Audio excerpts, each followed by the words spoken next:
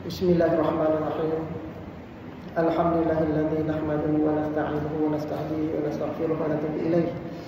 Wa na'udzu billahi min shururi anfusina wa min sayyiati a'malina.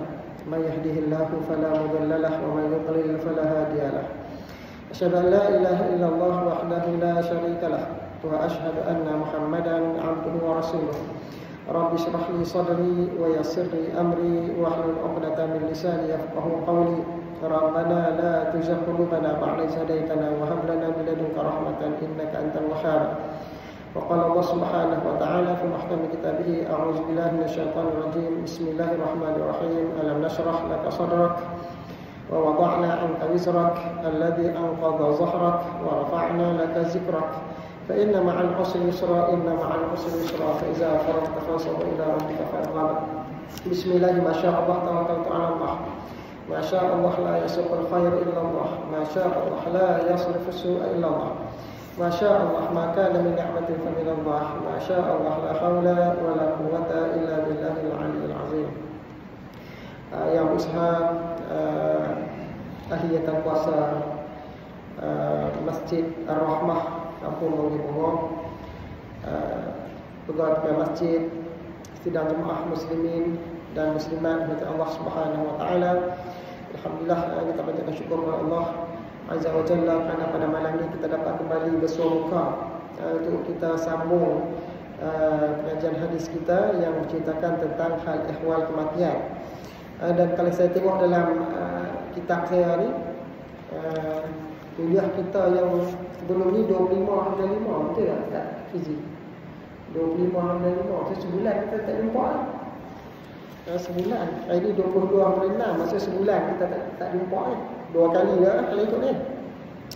Alhamdulillah, kadang-kadang kesibukan dengan raya. Dan hari ini kita dapat kembali kita bertemu untuk kita sambung. Tajuk yang saya baca yang terakhir kali iaitu pada 25/5 itu adalah tajuk Bab Dhammatil Qabri li kulli ahadin, bab himpitan kubur untuk setiap orang. Maksudnya dalam bab ini menceritakan bahawa setiap orang akan dihimpit oleh kuburnya, sama ada dia orang yang soleh ataupun ahli maksiat, ataupun orang yang berdosa, tetap akan dihimpit oleh kuburnya. Macam mana himpitannya kita sambung pada malam ini. Dan seperti biasa kitab yang saya bacakan ini nama dia Syarhus Sudur bi Syarhi Ahwalil Mauta wal Qubur. Nama dia Syarhus Sudur bi Syarhi Ahwalil Mauta wal Qubur, karangan Al-Imam Al-Hafiz Jalaluddin As-Suyuti, Imam Suyuti. Qala al-musannifu rahimahullah ta'ala wa nafa'ana bi 'ulumihi fid darain. Wa akhraja aidan bi sanadin sahih an Abi Ayyub anna sabiyan dufina faqala Rasulullah sallallahu alaihi wasallam law aflata ahadun min dhammatil qabri la aflata hadha sabi. Dikeluarkan satu hadis kata al-Imam Suyuti, dan hadis ini sanad dia adalah sanad yang sahih daripada Abu Ayyub bahawa sesungguhnya ada seorang budak dikebumikan, anna sabiyan dufina. Sabi ni ialah budak kecil, budak baby, tak sampai setahun. Yang kecil tak boleh jalan, boleh merangkak ataupun baru boleh menyolong tu kan, dia panggil sabi. Sabi ni meninggal dunia dan dikebumikan.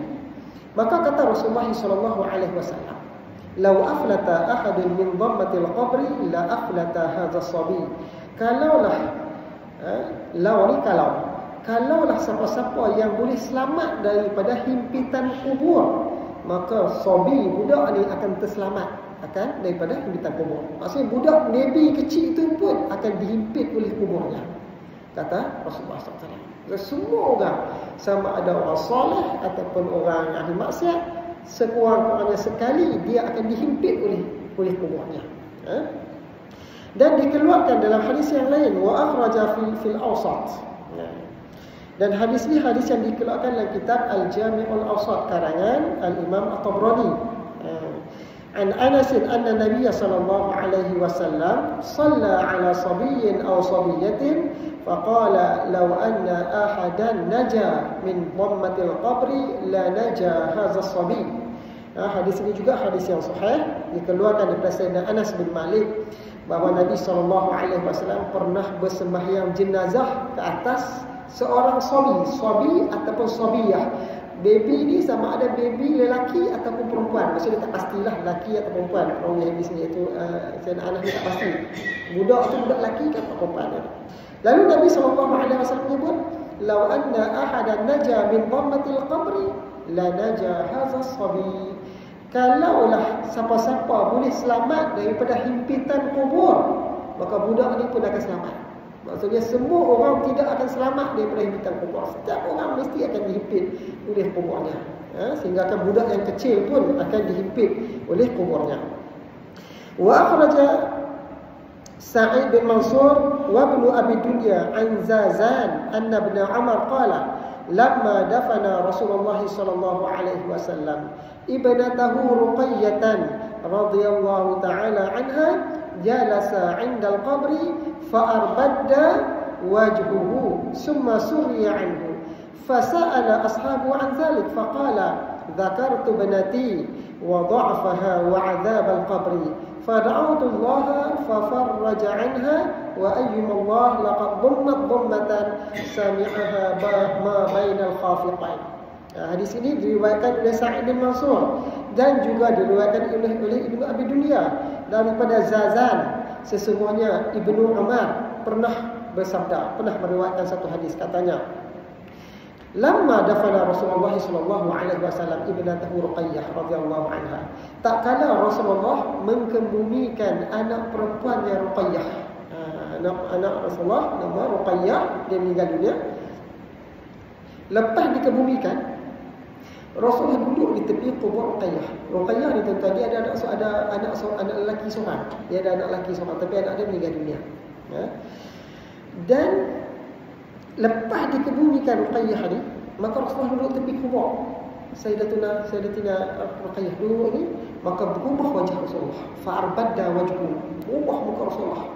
Lepas berubah wasurriya anhu. Lepas tu Rasulullah gembira balik.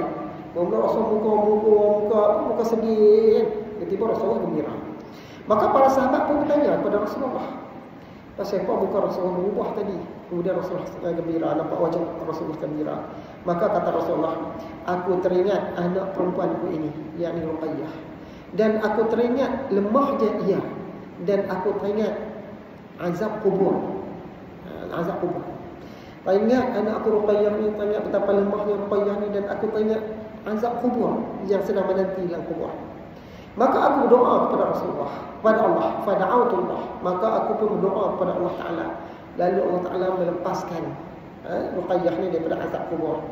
Maka kata Rasulullah lagi, laqad dhammat dhammatan. Ruqayyah ni telah dihimpit dengan sekali himpitan dalam kuburnya. Sami'aha ma bainal khafiqain, yang boleh didengar antara timur dan barat. Maksudnya himpitan kubur tu, anak Rasulullah Ruqayyah pun dihimpit oleh kuburnya. Kalau sebelum ni saya baca hadis tuan-tuan, anak Rasulullah Ibrahim pun dihimpit oleh kuburnya.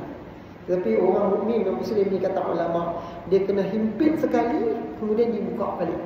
Sebab ada ulama kata, pasal apa sahabat Nabi, anak Rasulullah, kita pun akan dihimpit sekali kerana kita pun ada dosa. Kita masuk kubur bukan kita maksud ada dosa. Maka ulama kata kita dihimpit dengan sekali himpitan untuk menghapuskan sebahagian daripada dosa kita, lalu diluaskan ni. Itu kata ulama. Maka semua kita takkan terlepas kita. Semua kita akan dihimpit sekali oleh kubur kita. Kemudian dalam hadis yang lain, wa akhraja Hannad bin As-Sara fil Az-Zuhd an ibni Abi Malikah qala ma ujira min dhaqtatil al-qabri ahadun wala Sa'ad ibn Mu'az alladhi mandilun min manadilihi khairun min ad-dunya wa ma fiha. Kata Rasulullah sallallahu alaihi wasallam, tidak akan terhindar, tak ada yang selamat daripada himpitan kubur. Tak ada siapa akan selamat, kata Rasulullah. Semua akan dihimpit semuanya sekali dalam kuburnya. Hatta wala Sa'ad bin Mu'az, walaupun Sa'ad bin Mu'az. Sa'ad bin Mu'az ni ialah sahabat Nabi di kalangan Ansar, yang mana dia masuk Islam, habis kabilah dia semua masuk Islam, dan dia berjuang bersama Rasulullah. Dan dia antara sahabat Nabi yang banyak Rasulullah bertanya untuk menyelesaikan beberapa masalah peperangan antara yang bintik Rasulullah. Sa'ad bin Mu'az pun akan Sa'ad bin Mu'az pun dihimpit oleh kuburnya. Sa'ad bin Mu'az, dia kata Rasulullah, mandilun min manadilihi khairun min ad-dunya wa ma fiha. Sapu tangan, maksud Mu'az ni, sapu tangan dia, mandil sapu tangan. Sapu tangan dia lebih baik daripada dunia dan isinya. Maksud dia, sapu tangan dia pun baik, maksud orang tu pun baik juga. Itu pun dihimpit oleh kuburnya, tuan-tuan. Jadi kita ni macam mana, tuan-tuan? Kita pun akan pasti akan dihimpit semuanya sekali oleh kubur kita. Setakat mana himpitan kubur itu? Ada satu hadis Nabi SAW yang menceritakan macam mana Sayyidina Sa'ad bin Mu'adz dihimpit oleh kuburnya. Rasulullah ni dikasih sayang kepada semua sahabat dah. Semua. Hatta pada Sa'ad bin Mu'adz pun Rasulullah doa supaya segera dilepaskan daripada himpitan kuburnya. وأخرج أيضا عن الحسن أن النبي صلى الله عليه وسلم قال حين دفن سعد بن معاذ إنه ضم في القبر ضمة حتى صار مثل شعرة فدعوت الله أن يرفعه عنه وذلك بأنه كان لا يستبري من البول. Dan satu hadis riwayat daripada Al-Hasan bahawa Nabi SAW pernah bersabda ketika mana dikebumikan Sayyidina Sa'ad bin Mu'adz. Sa'ad bin Mu'adz dia meninggal dunia, dikebumikan, maka Rasulullah pun berkata, dia kata innahu dumma fil qabri dummatan. Sesungguhnya dia, yakni Sayyidina Sa'ad bin Mu'adz dihimpit oleh kuburnya dengan sekali himpitan.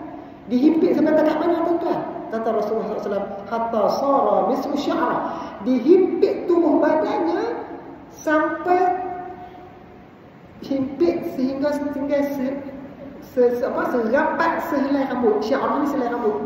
Maksud dihimpit kubur ni sampai serapat-rapatnya, serapat sehelai rambut, tuan-tuan. Itu sahabat Nabi Sa'ad bin Mu'adz. Sya'rah ni sehelai rambut, tuan-tuan. Rapat sehelai rambut, tuan-tuan. Fada'awatullah an yarfa'u anhu, lalu aku doa kepada Allah Subhanahu wa taala supaya diangkat azab ni daripada Sayyidina Sa'ad bin Mu'adz. Tuan-tuan, doa lalu dibukakan. Maka kata Rasulullah SAW, bi annahu kana la yastabri minal baul. Kerana Sayyidina Mu'adz ni masa hidup dia pernah dia kencing, dia tak jaga air kencing dia. La yastabri ni maksud dia tak jaga air kencing dia. Bila dia kencing, kan, maka yang percik ke kain pakaian dia ataupun kaki dia tak jaga kebersihan air kencing dia. Itu antara sebab punca kata Rasulullah SAW Sayyidina Sa'ad bin Mu'adz dihimpit oleh kuburnya. Maka ulama mengatakan bahawa kita ni, tuan-tuan, bila duduk dalam kubur, bila kita dihimpit, kita masuk kubur bukan bawa pahala, dosa pun ada lagi, tuan-tuan. Maka himpitan kubur itu akan menghapuskan sebahagian dosa kita. Akan Allah Ta'ala bagi sebagai nak menghapuskan dosa kita, balasan dosa-dosa yang kita masih tak habis lagi tu, maka Allah Ta'ala timpakan azab dalam kubur. Maka kata hadis Nabi SAW, orang mukmin ni ketika mana dia dicabut nyawanya, sakitnya saat sakaratul maut, Allah Ta'ala hapuslah sebahagian dosa kita. Masuk dalam kubur, dihimpit dalam kubur kita, sebahagian lagi akan dihapuskan oleh Allah Ta'ala. Duduk dalam kubur ada mukmin disisa, dibakar, dipukul. Saya baca hadis tentang sebelum ni, ada yang berenang dalam lautan api, ada yang dibakar dalam telaga pun dia terbakar pun menjerit-jerit dalam kubur, kan. Maka ada ulama mengatakan bahawa azab kubur itu bagi orang mukmin ada sebahagian daripada jaza, balasan terhadap dosa-dosa yang belum selesai dengan Allah Ta'ala. Allah Akbar. Maka kita pun, tuan-tuan, sedialah, tuan-tuan. Tak dapat tidak kita. Cuma ada satu hadis Nabi SAW ada sebut tentang seorang sahabiah.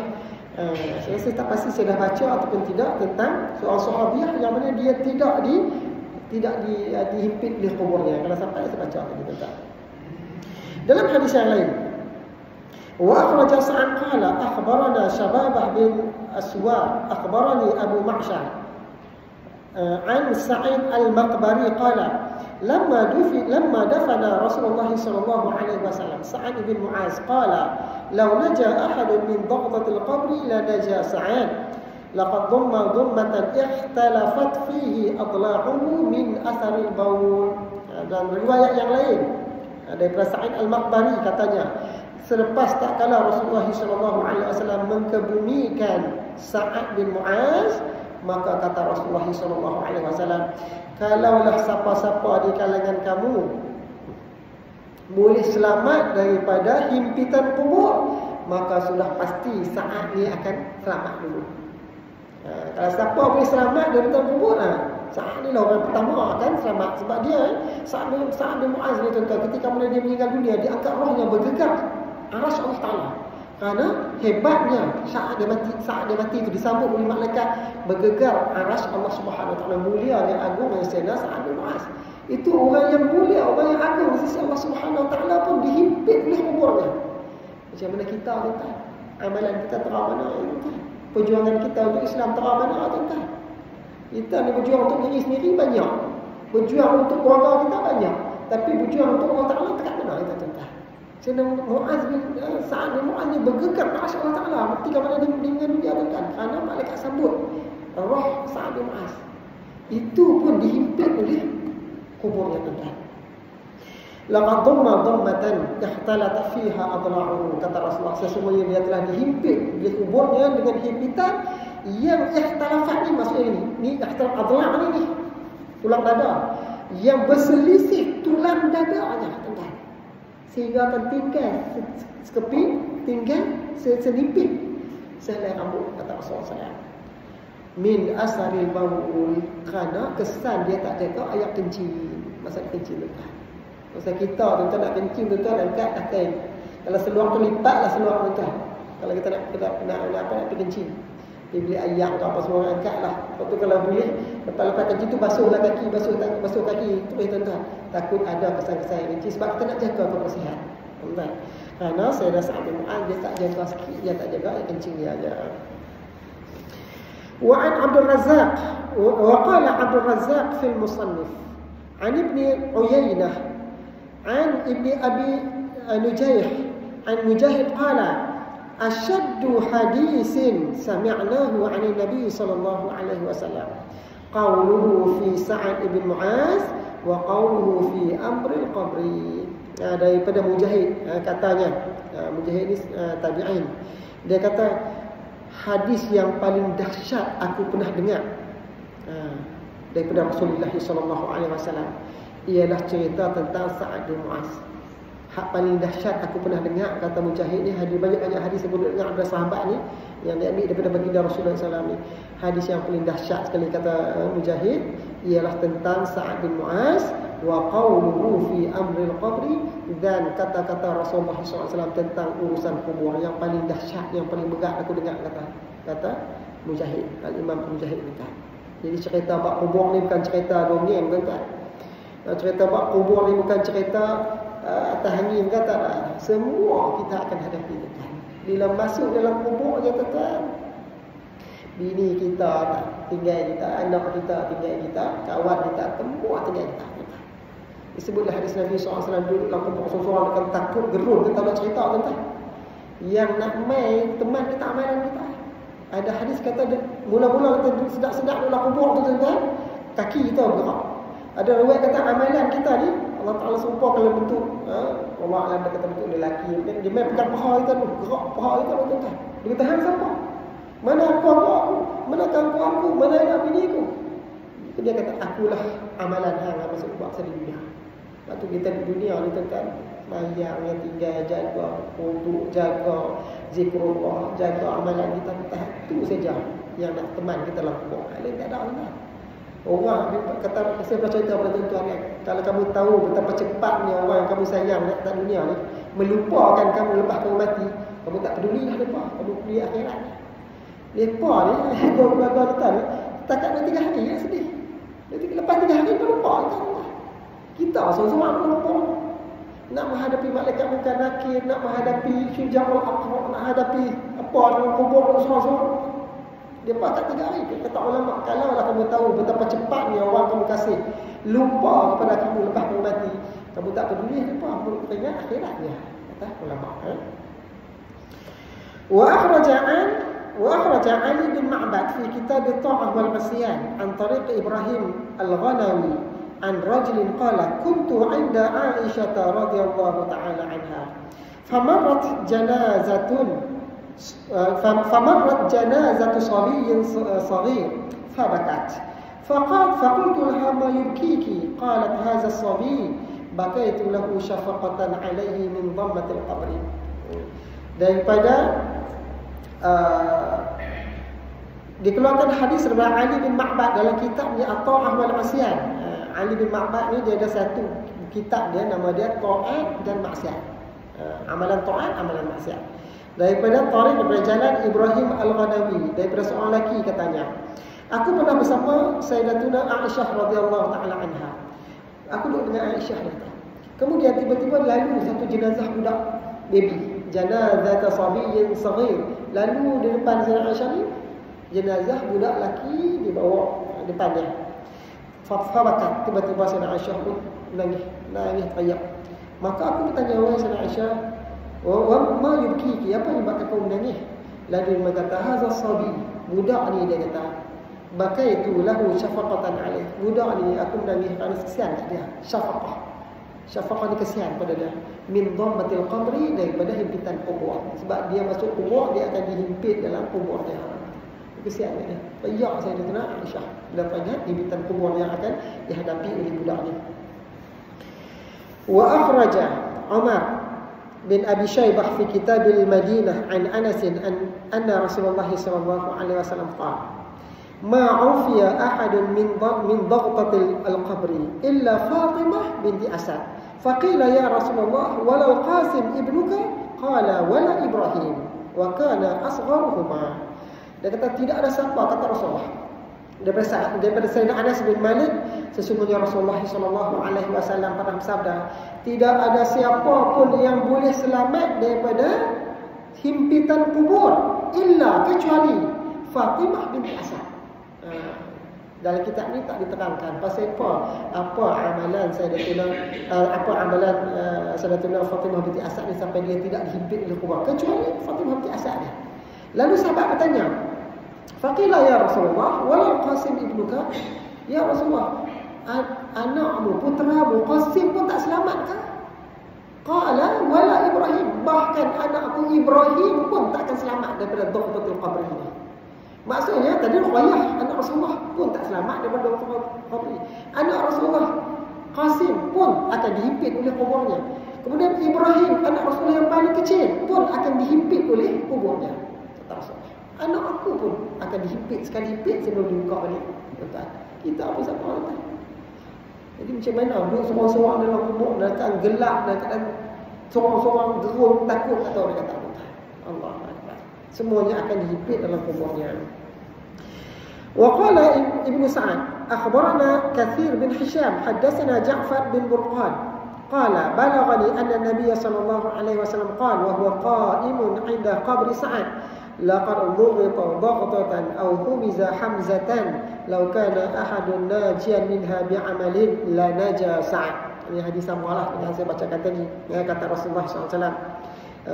Ketika beliau Rasulullah duduk diri di tepi kubur Sa'ad, lalu Rasulullah kata sesungguhnya Sa'ad ini telah dihimpit dengan sekali himpitan, dan kalau ada siapa-siapa yang boleh selamat daripada himpitan kubur dengan amalan dia, amalan soleh dia, boleh selamat dia dari perintah kubur, Sa'ad ni orang pertama yang akan selamat. Sa'ad pun orang yang mulia, di sisi Allah Ta'ala pun tak selamat daripada himpitan kubur. Ada satu hadis Nabi sallallahu alaihi wasallam, tapi hadis ini hadis munkar. Hadis munkar dan hadis yang sangat-sangat berat. Saya tak baca hadis ni, cerita tentang Sa'ad bin Mu'adz yang mengatakan bahawa ada seorang nabi, iaitu Nabi Yahya bin Zakaria, dia pun dihimpit, tapi hadis ini munkar. Tak baca lah tentang, sebab para anbiya ni, rasul ni semua maksum, tak ada dosa. Kan Nabi dan Rasul pun nak dihimpit kan. Maka hadis ini munkar, maka tak baca lah tentang.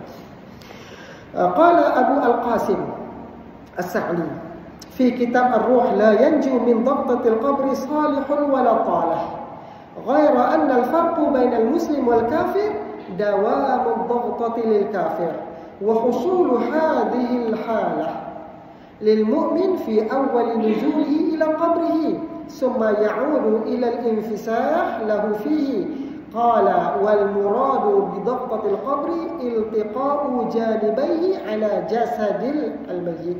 Kata Abu Qasim As-Sa'di dalam kitabnya yang berjudul Ar-Ruh, dia kata tidak akan selamat daripada himpitan kubur, sama ada orang tu orang soleh ataupun orang toleh. Toleh ni ahli maksiat lah. Orang toleh ni ahli maksiat, orang fasik, orang kafir pun orang toleh juga lah. Semua akan dihimpit, tak ada siapa yang selamat. Akan dihimpit, dia kata. Cuma dia kata beza antara orang Muslim dengan orang kafir ni. Ketika mana dihimpit oleh kuburnya, dia kata bezanya dawamu dhaqati lil kafir. Orang kafir ni dia akan dihimpit dawam selama-lamanya dalam kubur. Dihimpit terus sampai kiamat. Tapi orang Islam tak. Dihimpit sekali dia dibuka. Wa husul hazil halah lil mu'min fi awal nuzulihi fi qabrihi, dan berlakunya himpitan ini kepada orang mukmin pada awal-awal dia turun dalam kuburnya. Masuk dalam kubur tu dia letak di tamu tanah apa semua. Awal itu jadi himpit. Summa ya'udu ila al-infisah, lalu kembali buka balik. Kalau orang kafir dihimpit tu sampai selama-lamanya sampai kiamat ni. Tapi orang kafir mukmin sekali himpit lalu infisah dibuka pada kembali. Katanya yang dimaksudkan dengan dharqatul qabri, himpitan kubur itu ialah iltiqa'u janibaihi ala jasadil al-mayyit, iaitu bertemunya dua sudut. Janibai sebelah ni, tanah sebelah ni bertemu. Itu maksud dharqatul qabri. Maksud himpit lah, tuan-tuan. Dihimpit. Sayyidina Sa'ad bin Mu'adz tinggal selai rambut tu kan. Tinggal selai rambut dan buka tadi. Kita ada dosa banyak ni tuan-tuan. Allah Akbar. Malam pertama dalam kubur ni ada cerita tentang hadis Nabi, kalau sahabat cerita tentang apa? Malam pertama dalam kubur ni, Allah kata tuan-tuan. Duduk seorang-seorang malam pertama tu gerun takut, tak tahu nak cerita. Kalau kita ada amal soleh banyak berzikir, banyak sembahyang, banyak kita ketaatan kepada Allah Subhanahu Wa Taala, insya-Allah semua masalah akan teman kita pilih kepala, ujung kaki, kiri, kanan semua nak tentang. Duduk dalam kubur ni tentang amal soleh mula-mula nak gerak kita kan. Dia pegang paha kita ni. Ada hadis ni sampai pegang paha terkejut kita. Kan siapa? Dia kata akulah amal soleh. Mana anak aku, mana adik adikku, mana adik saudara mara aku, tanya. Semua tinggalkan kau, kata amal soleh. Semua dapat tinggalkan kamu, aku jadi teman kamu. Kata Allah Akbar. Wa qala As-Subki fi Bahrul Kalam. Berkata Al-Imam As-Subki dalam kitabnya Bahrul Kalam, al-mu'minul muti' la yakunu lahu 'adzabul qabri. Orang mukmin yang taat kepada Allah Taala tidak akan berlaku azab kubur padanya. Dia tidak diazab dalam kubur. Orang mukmin yang taat, al-mu'minul muti', maksudnya orang mukmin yang taat pada Allah Taala, la yakunu lahu 'adzabul qabri, tidak akan berlaku kepadanya azab kubur. Tuan-tuan, tumpang Allah Taala bagi nyawa kat kita, Allah Taala bagi masa ni, tuan-tuan. Kita nyawa ni maksud Allah Taala bagi masa. Allah Taala bagi peluang kepada kita untuk bertaubat Allah Taala, untuk tambah ketaatan kita kepada Allah Taala. Gunalah peluang ni tuan-tuan untuk menjadi seorang mukmin yang muti', yang taat Allah Taala. Dan kalau kita mati dalam keadaan seorang mukmin yang muti', tidak ada azab kubur bagi kita. Wa yakunu lahu dhaqatul qabri, tetapi akan berlaku himpitan kubur. Azab kubur tak ada, tapi himpitan kubur tetap akan berlaku walaupun dia seorang mukmin yang muti'. Fayajidu hawlu zalika wa khawfihi wa fayajidu hawla zalika wa khawfahu lima annahu tana'ama bi ni'matillah wa lam yashkur an-ni'mah. Dia kata dia akan, bila dia himpit tu kan, dia kata rasa haul ni ketakutan, kegerunan, takut gerun, haul ni takut gerun ni. Kerana apa? Dia dihimpit kerana dia pernah mendapat nikmat Allah Subhanahu Wa Taala atas dunia ni, tapi tak bersyukur. Nikmat Allah Taala bagi kita banyak tuan-tuan, tapi tak bersyukur Allah Taala. Nikmat boleh tengok, nikmat boleh makan, nikmat boleh telinga dengar, nikmat boleh cakap, nikmat boleh berjalan, nikmat boleh tengok pandangan cantik, nikmat tidur, macam-macam Allah Taala bagi nikmat. Tapi nikmat kita dapat tu, bersyukurlah kita. Bersyukur. Allah Akbar. Sebab tu kerana ulama-ulama sebut kita pagi-pagi sembahyang duha tu kan. Sembahyang duha tu, 2 rakaat tu tanda kita bersyukur atas nikmat Allah Taala. Tapi kita sembahyang duha tu tanda kita bersyukur Allah Taala. Tak ada kan. Tekan kata hari tu kan. Tiap-tiap hari Allah Ta'ala bagi bermacam-macam, tapi kita tak bersyukur. Ada walaupun kita orang tu bumi yang soleh, bumi yang mutir, tapi tak semua nikmat yang diterima dia bersyukur. Terima kasih Allah Ta'ala. Jadi kata ulama, kerana dia pernah merasa nikmat Allah Ta'ala tapi dia tak bersyukur. Walaupun dia orang mukmin yang mutir, tapi dia kena himpit juga sekali, kata Imam As-Subki dalam kitabnya Bahrul Kalam. Wa akhraja Ibnu Abi Dunya an Muhammad At-Taimi qala kana yuqal inna dhammat al-qabri innama asluha annaha ummuha wa minha khuliqu faghabu anha al-ghaibah at-tawilah falamma radda ilaiha awladaha dhammatha dhamma al-walidah ghaba anha waladuha summa qadima alaiha. Kata Ibnu Abi Dunya daripada Muhammad At-Taimi, dia kata mana disebut, ada orang sebutlah, ada ulama sebut. Dia kata dhammatul qabri ini, dia kata himpitan kubur ni sebenarnya ialah himpitan seorang ibu pada anaknya.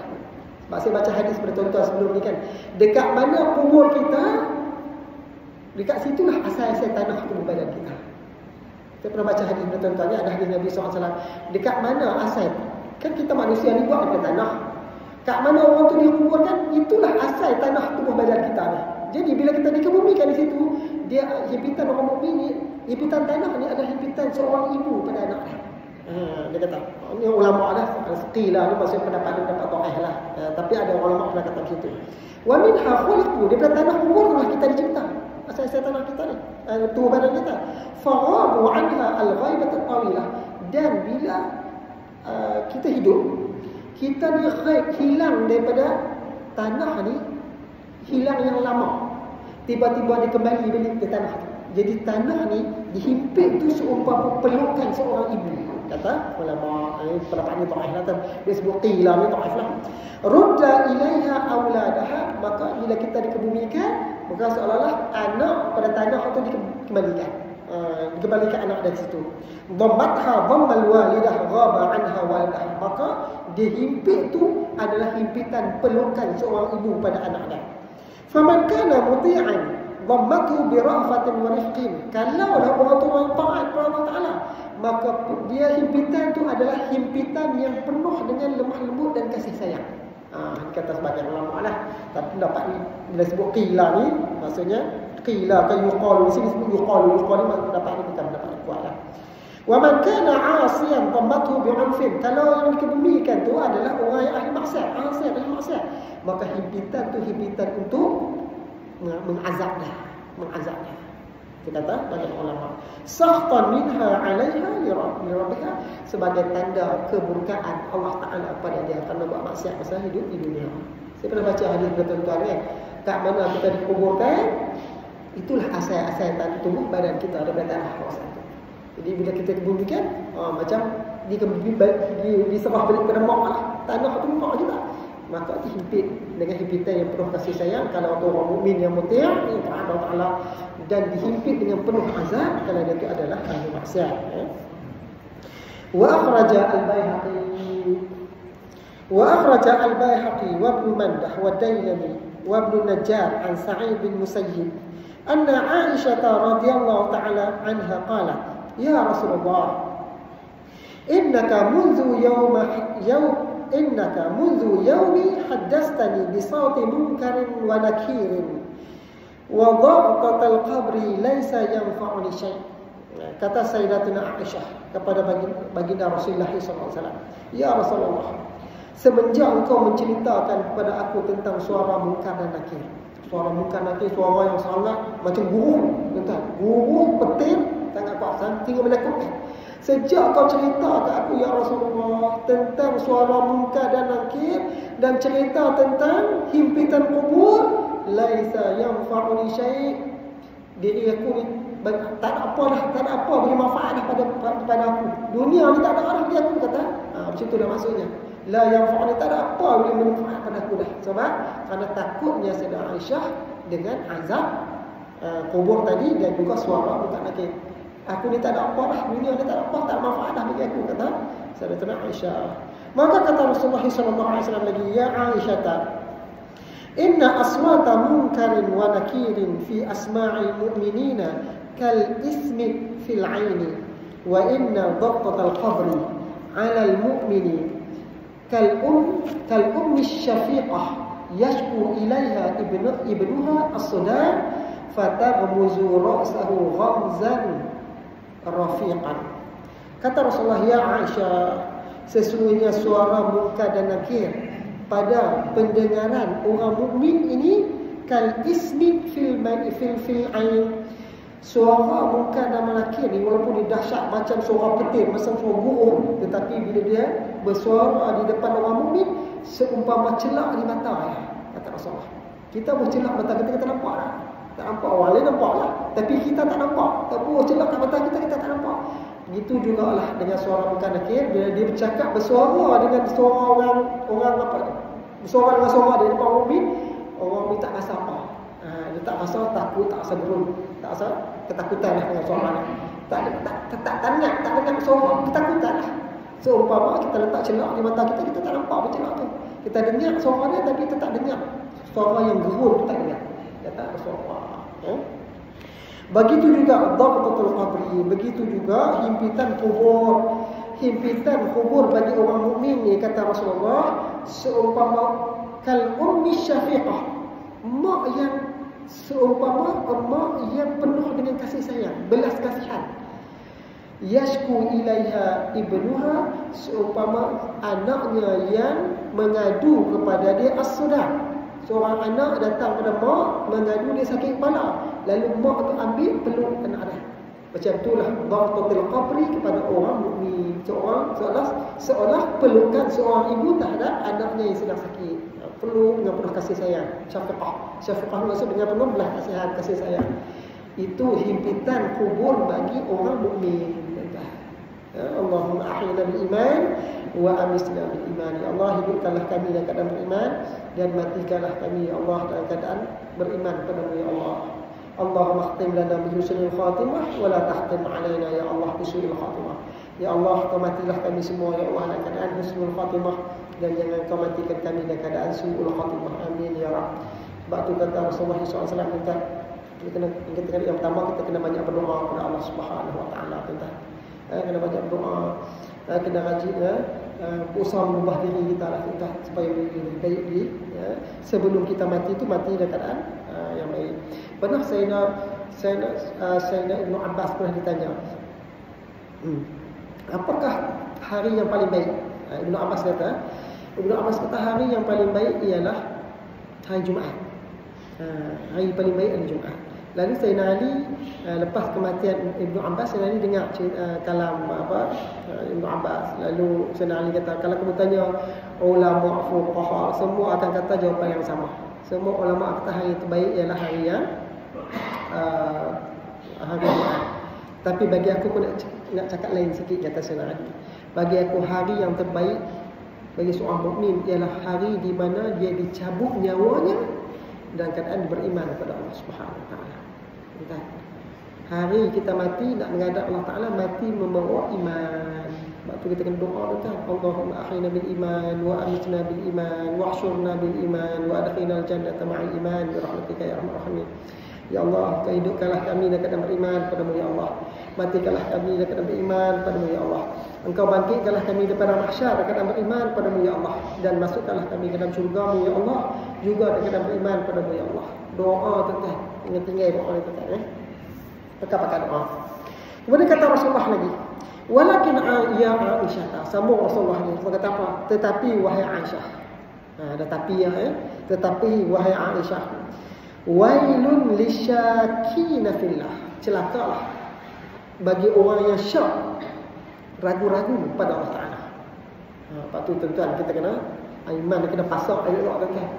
Celakalah bagi orang yang syak. Syaki ni orang yang syak, orang yang ragu-ragu terhadap Allah Taala. Kaifa yabghituna fi quburihim as-sahrah 'ala al-baydah. Orang yang ragu-ragu dengan Allah Taala, orang yang tak percaya kepada siksaan kubur. Ada tuan-tuan beriman Allah Taala, beriman Quran tapi tak percaya dengan azab kubur. Ada tuan-tuan orang mukmin, dia akan mengaku dia orang mukmin, dia mengaku dia Islam, beriman, tapi dia tak percaya dalam dengan azab kubur. Orang yang syak dengan Allah Taala, ragu dengan Allah Taala, tak yakin dengan apa Allah sebut dalam Quran. Al-Quran ini dengan agama dia tak yakin, kan? Ingat dia tak? Dia akan dihimpit di dalam kuburnya seumpama safrah, satu batu yang sangat besar yang safrah alal baydah, yang batu yang menghempak sebiji telur, kata Rasulullah. Dihempak hancur ni entah. Orang yang syak ragu-ragu dengan Allah Subhanahu Wa Taala. Sebab tu kita tuan-tuan, iman tu pasak betul dalam diri kita. Yakin dia ragu dah, jangan ragu Allah Taala, yakin betul-betul pasak betul dalam dada kita beriman kepada Allah Subhanahu Wa Taala. Selesai bab dhaqatul qabri, himpitan kubur. Lalu ulama memberi kitab ni, Al-Imam Asyuti memberi kesimpulan tajuk tentang himpitan kubur ni.